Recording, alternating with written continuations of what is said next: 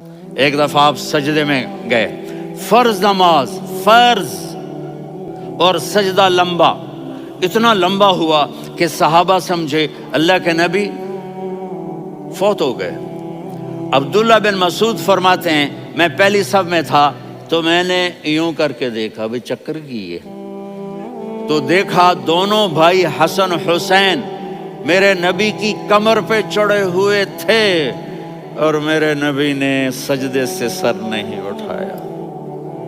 یہ کام کرو تو بچے تم سے پیار کریں گے۔ تم کہتے ہو بچے ہم سے ڈرتے نہیں، میں نے کل بھی کہا تھا ڈائن نہ بنو، ماں بنو، تھانے دار نہ بنو، باپ بنو۔ تو انہوں نے ایسے ہاتھ آگے کیا کہ میں بچوں کو نیچے اتاروں، تو مجھے دیکھنا، آپ نے یہاں سے ایسے سجدہ ہوتا ہے نا، تو آپ نے ادھر یا ادھر سے دیکھا کہ ایک ہاتھ آگے آ رہا ہے میرے بچوں کو اتارنے کے لیے، تو آپ نے سجدے میں یوں کیا، یہ دیکھ رہے ہو، پیچھے ہٹ گئے۔ جب تک وہ خود نہیں اترے میرے نبی نے سجدے سے سر نہیں اٹھایا، اور جب نماز سے فارغ ہوئے تو ایک دم دونوں کو اپنی گود میں لیا کہ بے ابی ہما و امی لا تؤذوہما، میری جان قربان ہو ان دونوں پر، یہ میرے جگر کے ٹکڑے ہیں، انہیں دکھ نہ پہنچانا۔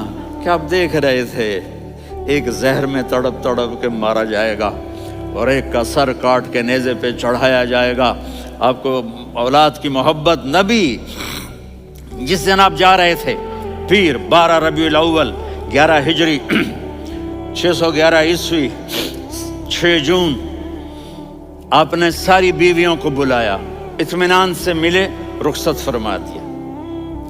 پھر داماد علی کو بلایا، ان کا سر اپنی گود میں رکھے، ان کے کمر پہ ہاتھ پھیر نہ، فاطمہ کو بلایا، ان کے کان میں کہا بیٹی میں جا رہا ہوں۔ وہ رونے لگیں، کہا رو نہیں، تو بھی جلدی میرے پاس آ جائے گی۔ 6 مہینے بعد صرف 24 سال کی عمر میں حضرت فاطمہ کا انتقال ہوا۔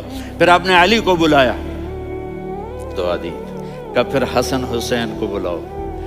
جو ہی آپ نے ان کو یوں لیا تو آپ کے ایسے پانی کی طرح آنسو بہنے لگے، اس طرح کہ آپ آگے دیکھ رہے تھے کہ ایک بچے کا سر کٹ کے نیزے پہ چڑھ رہا ہے اور ایک زہر میں تڑپ رہا ہے، لیکن آپ نے تقدیر، اللہ کی تقدیر پر راضی ہو گئے۔